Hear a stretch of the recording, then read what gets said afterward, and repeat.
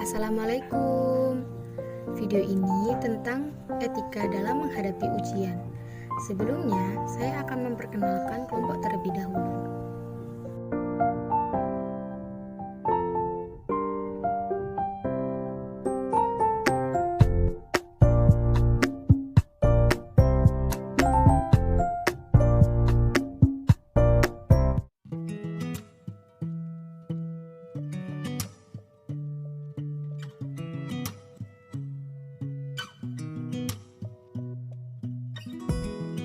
Apa itu etika?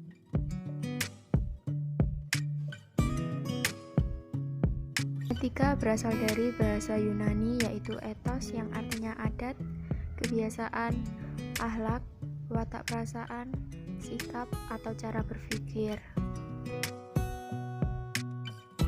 Pengertian persiapan menghadapi ujian. Yang dimaksud persiapan menghadapi ujian di sini adalah hal-hal yang berhubungan dengan persiapan yang perlu dilakukan mahasiswa sebelum menghadapi ujian semester pada mata kuliah tersebut. Macam-macam sikap saat mahasiswa menghadapi ujian. Yang pertama, kejujuran akademik.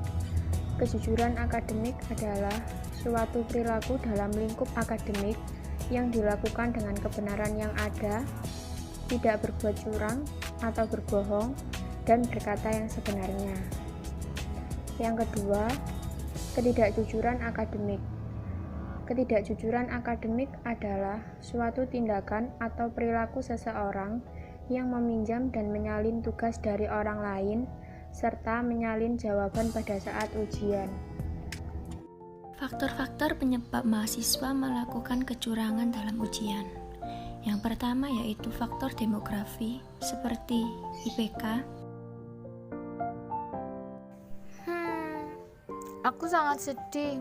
Semester 1 IPK aku sangat jelek. Apa yang harus aku lakukan ya? Aku punya ide. Bagaimana kalau aku bikin contekan saja ya?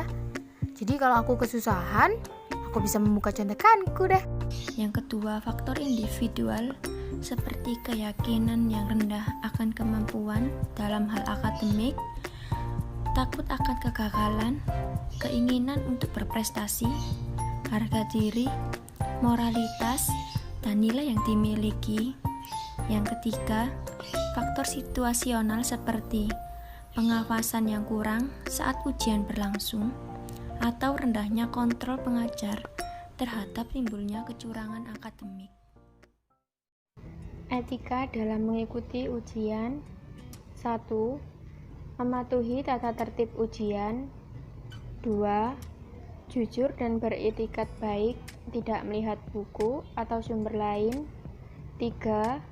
Tidak mengganggu mahasiswa lain yang sedang mengikuti ujian. 4.